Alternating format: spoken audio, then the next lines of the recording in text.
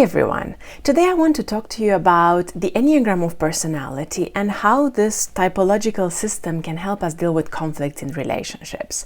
I will be referring primarily to personal relationships, romantic relationships or friendships, but most of these ideas and pieces of information can also be applied for work-related relationships.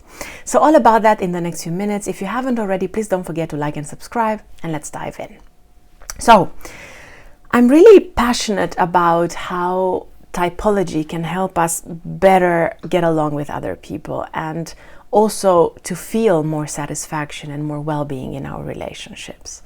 And today I'm choosing to talk about the Enneagram because I think a lot of the times in very close relationships, romantic relationships, friendships, family relationships, the reason why people struggle to connect on a deeper level or to solve problems is because of emotional triggers, fears, and insecurities, which the Enneagram does a pretty good job of describing. So the first way in which I think that the Enneagram can really help us with relationship conflicts is related to understanding our own triggers. I always like to say that transformation starts with self-awareness and continues with communication, because self-awareness is one of the most incredible tools that we have available when it comes to our personal development journey. It's the tool that we can use to better understand why we think in a certain way, why we react in a certain way, why we need certain things or why we want certain things. And a lot of the times, what we do as people is we have a tendency to assume that our way of dealing with life, our way of doing things, our way of thinking or feeling or making decisions is the right one, and that other people should do the same. So of course, when we interact with somebody who has a different Enneagram type, of course they will be more likely to do things differently or to have a different perception over things or to react or communicate or interact differently. And because of that, we have a tendency to take things personally. Let's say that an Enneagram type 2 and an Enneagram type 3 are in a relationship, and the type 2, the helper or the giver, focuses a lot on the relationship, prioritizes the relationship a lot, needs to spend more time with their partner. Whereas maybe the Enneagram type 3 individual is more focused on work during a specific period in their life. They're more focused on getting, accomplishments and success in their professional life. And because of that, they might be spending more time at work, more time busy with different activities or courses or learning. And this might make the type 2 individual feel like, oh, well, if the Enneagram 3 partner that I have is not really, interested in spending more time with me, this means that they don't love me, because if I was in this situation, I would still prioritize the relationship. So you see, there's this tendency to assume that because we would do things in a certain way, because we would prioritize things in a certain way, our partner will do the same. And because of that, Enneagram type 2 individuals can get upset at their Enneagram type 3 individual partners and feel like they are not loved, they are not appreciated.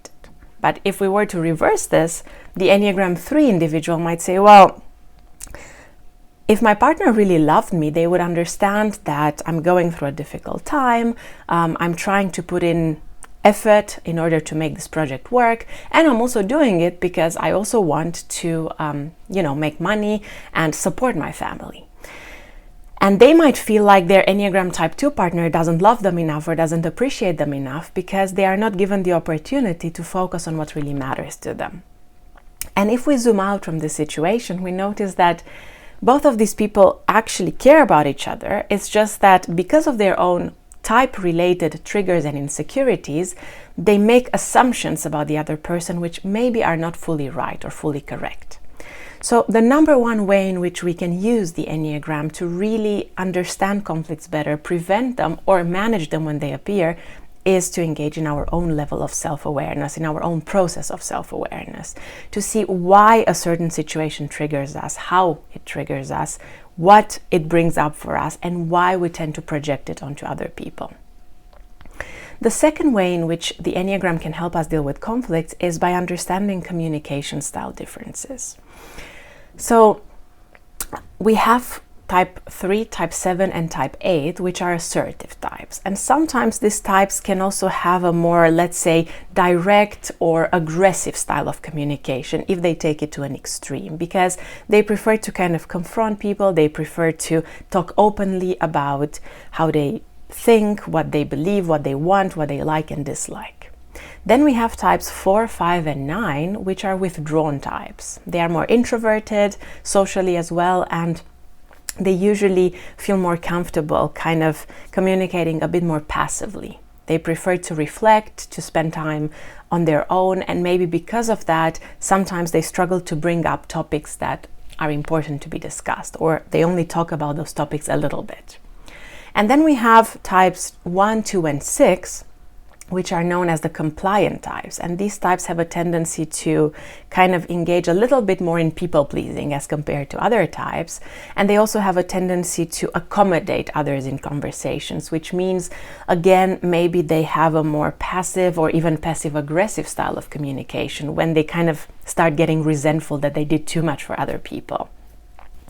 So when we have two different partners belonging to different groups, an assertive type with a withdrawn type, for example, they might get into a conflict because the assertive type in that relationship really feels like they want to talk about these things, they want to address things, and they might become a bit aggressive or pushy or domineering in how they have that conversation. Whereas the withdrawn person, the type 4 or 5 or 9, they might feel like they are being bossed around, they are not being given the patience and the time they need to open up. And as a result, again, the two types struggle to find common ground. However, if we understand the Enneagram, we understand our own tendencies and the tendencies of our partner or friend or whatever, it is much easier to understand that the reason why the person is communicating in that way is not because they are a horrible person. It's not because we should take it personally, but rather because they have a different style. And that style is related to their personality, to their fears, insecurities, desires, and so on and so forth. So simply by understanding that, we can already decrease the emotional intensity that we feel. And secondly, we can try to make adjustments to meet the other person halfway. Because the more flexible we are in the way we communicate, in the way we deal with others, the better adjusted we will be, and the better we will be able to interact with others and deal with problems. The idea is that nobody should be fully assertive or fully withdrawn or fully compliant. The more we can learn from other types and the more we can adapt and improve our own style of communication, the better. So sometimes it's actually very beneficial to interact with someone who has a different communication style, because we can teach each other how to kind of temper our own tendencies, how to not go into an extreme. Okay, and then the number 3 way in which I believe the Enneagram of personality can really help us in relationships, specifically with conflicts, is related to the ability to understand what the other person needs. So it's not just about communication, and it's not just about understanding our own needs and feelings and insecurities and fears. It's also about understanding that of the other person.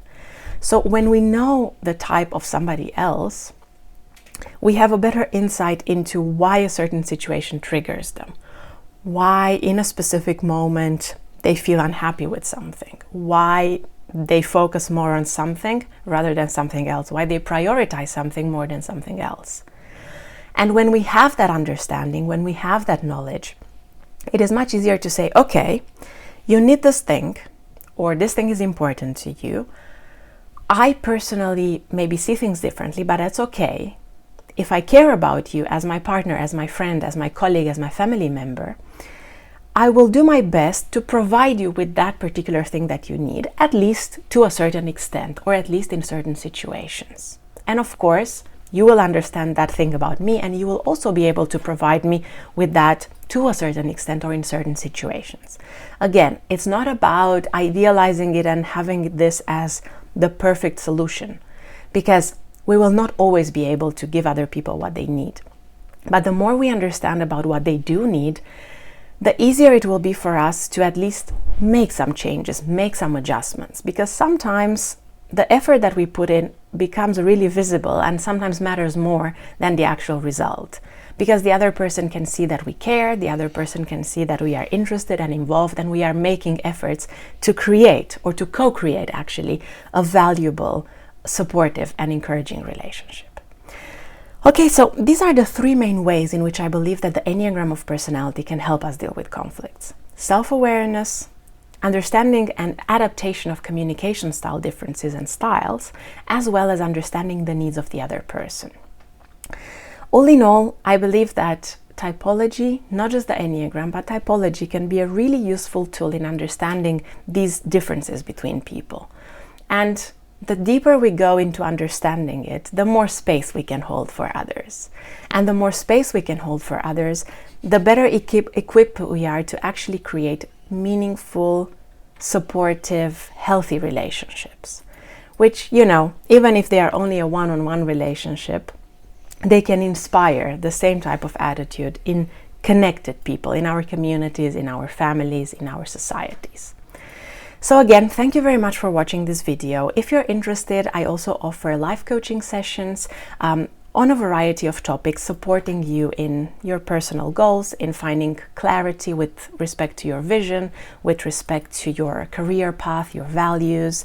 And if you want to find out more about that, there is a link in the description below that you can access. I also have a newsletter where about twice a month I send articles with respect to personality typology, psychology, personal development.